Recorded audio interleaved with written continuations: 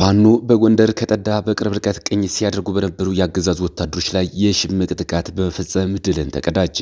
በደብረ ብርሃን ከተማ አስተዳደር ስር በሚገኙ ሁለት ክፍለ ከተሞች አዋሳኝ ቦታዎች ላይ ከፍተኛ ትንቅንቅ ሲደረግ ውሏል። እውቅ የፖለቲካ እስረኞች ጉዳያቸው ፖለቲካዊ መፍትሄ አግኝቶ ከስር እንዲፈቱ ፍላጎት መኖር ተሰማ። ደሴ በስተምዕራብ ወግድ ወረዳ ውስጥ ንጹሃን አማራዎች በፋሽስቱ አብይ ሰራዊት ተረሸኑ። ፕሬዝዳንት ኢሳያስ አፈወርቂ ከሀገራቸው ብሔራዊ ቴሌቪዥን ጣቢያ ጋር ያደረጉት ቆይታ በሚል ትናንት ይፋ በተደረገው የምስልና ድምፅ ማብራሪያ ከዓለም አቀፍ ጉዳዮች አንስቶ ለቀጠናዊ ብሎም ስለ ኢትዮጵያ ጉዳይም ተናግረዋል። ዝርዝር መረጃውን ይዘናል። እስከ መጨረሻው ድረስ አብራችሁ ተቆዩ። እነዚህና ሌሎች ያልተሰሙ መረጃዎችን በዝርዝር እናስደምጣችኋለን። የሚዲያችን ተደራሽነት እንዲበዛ ቪዲዮ ላይክ፣ ቻናሉ ሰብስክራይብ እና ሼር እንዲሁም ኮሜንት መስጫ ሳጥን ድል ለአማራ ፋኖ የሚል አስተያየት እያስቀምጣችሁ አብራችሁን ነው ወደ መረጃችን ገባን። ፋኖ በጎንደር ከጠዳ በቅርብ ርቀት ቅኝት ሲያደርጉ በነበሩ የአገዛዙ ወታደሮች ላይ የሽምቅ ጥቃት በመፈጸም ድልን ተቀዳጀ። ፋኖ የጠላት ኃይልን መፈናፈኛ በማሰጣት ቀጠናውን እያጸዳ እንደሚገኝ ነው ለማረጋገጥ የተቻለው። በሰሜን አማራ ቀጠና ከጠዳ በቅርብ ርቀት ልዩ ቦታው ሴማና አካባቢው ላይ ቅኝት ሲያደርጉ በነበሩ ጸረ አማራው ብልጽግና አገዛዝ ተላላኪ ወታደሮች ላይ በተፈጸመ ጥቃት በርካቶች ሞትና ቁስለኛ መደረጋቸው ታውቋል። በአፋብኃ በላይ ዘለቀ እዝ ዳግማዊ ቴዎድሮስ ኮር ስር ከሚገኙት ከታድሎ ብርሃን ክፍለ ጦር ጅብ ማርያም ብርጌድ፣ ትንሳኤ ሻለቃ እንዲሁም ከጥቁር አንበሳ ክፍለ ጦር ራስ አሞራው ወበዳ ብርጌድ የተውጣጡ ጥቂት የፋኖ አህዶች ናቸው። ትናንት አመሻሹን ቅኝት እያደረጉ በነበረ የጠላት ኃይል ላይ ደፈጣ ጥቃቱን በመፈጸም ድል የተቀዳጁት። በዚህ በርካታ ወታደሮች ሙትና ቁስለኛ ሲደረጉ ከጥቃቱ የተረፈው ኃይል ሙትና ቁስለኛውን እያርሶ አደሩ ማሳ አዝረክርኮ እግሬ አውጭኝ መፈርጠጡን የኮሩ ህዝብ ግንኙነት ክፍል አስታውቋል። ጸረ አማራው የብልጽግና ቡድን ስልጣኑን ለማራዘም ሲል የድሃ ልጆችን አስገድዶ ለብ ወታደራዊ ስልጠና በመስጠት በአማራ ህዝብ ላይ የዘርፍ ጭፍጨፋ እንዲፈጽሙ ማሰማራቱን የቀጠለ ሲሆን ተመሳሳይ ፋኖ በህዝቡ ላይ የተቃጣውን የህልውና አደጋ ለመቀልበስ አገዛዙ ያሰማራቸው ወታደሮችን በድፈጣ በጭበጣ ሙሉ በሙሉ በመደምሰስ ግብዓተ መሬታቸውን መፈጸሙን አጠናክሮ ቀጥሏል። በደብረ ብርሃን ከተማ አስተዳደር ስር በሚገኙ ሁለት ክፍለ ከተሞች አዋሳኝ ቦታዎች ላይ ከፍተኛ ትንቅንቅ ሲደረግ ዋለ። አማራ ፋኖ ብሔራዊ ደቡብ አማራ ቀጠና አሳምነው እዝ አጼ ዘርዓ ያዕቆብ አንደኛ ኮር ነጎድጓድ ክፍለ ጦር ደብረ ብርሃን ከተማ አስተዳደር ስር በሚገኘው አጼ ዘርዓ ያዕቆብ ክፍለ ጦር ክፍለ ከተማ ሽባዶ ቀበሌ አዋሳኝ በሆነው መጥቆሪያ ቀበሌና ወርቅ ገርጉር ገብርኤል በተባለ ቦታና በእቴጌ ጣይቱ ክፍለ ከተማ ሳሪያ አዋሳኝ በሆነው ዘንዶ ጉርና በዞ በተባሉ ቀበሌዎች ከጠዋቱ 1 ሰዓት ጀምሮ ከጡት ቆራጩ አብይ አህመድ ኃይል ጋር ከፍተኛ ትንቅንቅ በማድረግ ድልን እየተጎናጸፈች ትገኛለች። ጠመኔው አብይ አህመድ ወንበር አስጠባቂ ኃይለ ጥምር ጦር ብሎ በሚጠራው መከላከያ ሚኒሻና አድማ መከላከያ ከአማራው አብራክ በወጡ የባንዳ ስብስብ እየተመራ ከደብረ ብርሃን መነሻውን ያደረገው በሁለት ግንባር በጎሽባዶ አራዳ መጥቆሪያ ውጊያ በመክፈት እንዲሁም ከካሲማ በዞ አቅጣጫ መነሻውን በኩየለሽ በማድረግ የአጼ ዘርዓ ያዕቆብ አንደኛ ኮር የነጎድጓድ ክፍለ ጦር 3ኛ ሻለቃ አናብስቶች ጋር አድርገው አውደ ውጊያ በርካታ ቁጥር ያለው የጠላት ኃይል ሞትና ቁስለኛ ሲሆን በሚገርም ሁኔታ ያሳመነውን አናብስቶች ብትር መቋቋም ያቃተው የአብይ አህመድ ኃይል ኋላ ማፈግፈግ እያደረገ ባለበት ሰዓት ለምን ወደ ኋላ ታፈገፍጋለ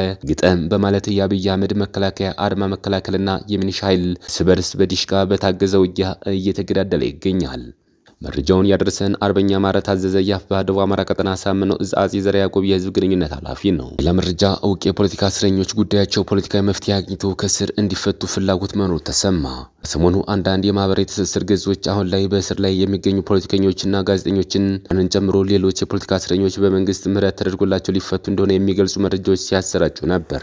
ተከትሎ መረጃውን የሚያጠናክር ወይም ሐሰትነቱን የሚገልጽ ማብራሪያ ከመንግስት በኩል ባይሰጥም እዚህ የፖለቲካ እስረኞች ጉዳያቸው ሰላማዊ በሆነ መንገድ እንዲፈታ የኢትዮጵያ ሰብአዊ መብቶች ኮሚሽን ፍላጎት እንዳለው ሚዲያችን የደረሰው መረጃ ይጠቁማል። የኮሚሽኑ ኮሚሽነር አቶ ብርሃኑ አዲሎ ታህሳስ 11 ቀን 2018 ዓ.ም በፌዴራል ማረሚያ ቤት ኮሚሽን ቂሊንጦ የጊዜ ቀጠሮ ማረፊያ ማዕከል ተገኝተው ጉብኝት ባደረጉበት ወቅት ዮሐንስ ቦያለውን፣ አቶ ክርስቲያን ታደለን፣ ዶክተር ወንድሰን አሰፋን፣ ጫኔ ከበደን፣ ዶክተር ካሳ ተሻገርን፣ ዶክተር ሲሳይ አግቸውና ጋዜጠኛ ጎበዝ ሲሳይን አስጠርተው ማነጋገራቸው ታውቋል።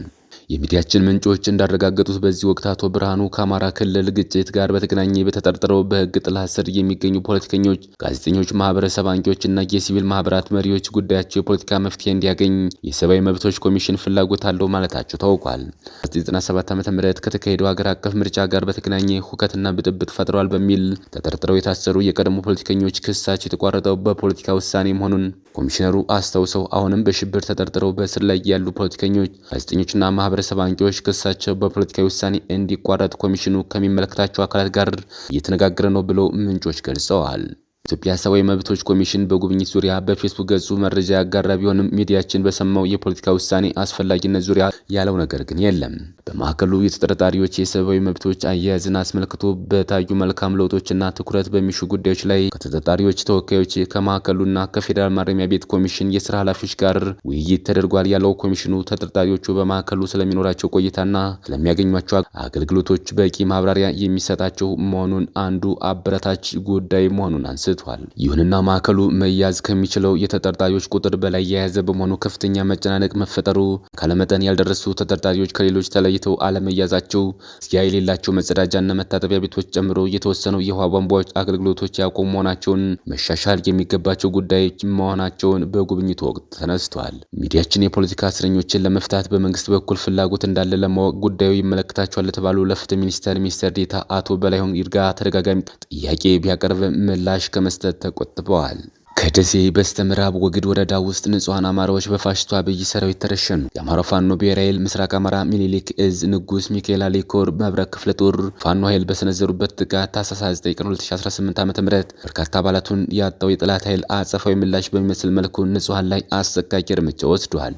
በዚህ የጠላት የጭካኔ እርምጃ ታህሳስ 26 ቀን 2018 ዓ.ም ወጣት አስማማው ወይም ቀዮ ተረሽኗል። ወጣቱ ወግድ ከተማ ውስጥ አሳምቡሳና ቦምቦሊኖ በመጥበስ ሲተዳደር የነበረ የሁለት ልጆች አባት ነው። ለአስማማውና መሰል ለወጣቶች የስራ ዕድል በመፍጠር ፈንታ መንግስት ተብዬው አካል በየዕለቱ ነፍሳቸውን እየቀጠፈ ነው። ታህሳስ 28 ቀን 2018 ዓ.ም ወግዴ ከሃይስኩል አለፍ ብሎ የአምላኬ ካብ የተባለ ስፍራ ላይ አረቡ አህመድ የሚባል ወጣትን የብልጽግና ታጣቂዎች በግፍ ረሽነውታል። ደረሳውን የረሸኑት የፋኖ መረጃ ነብለው ነው።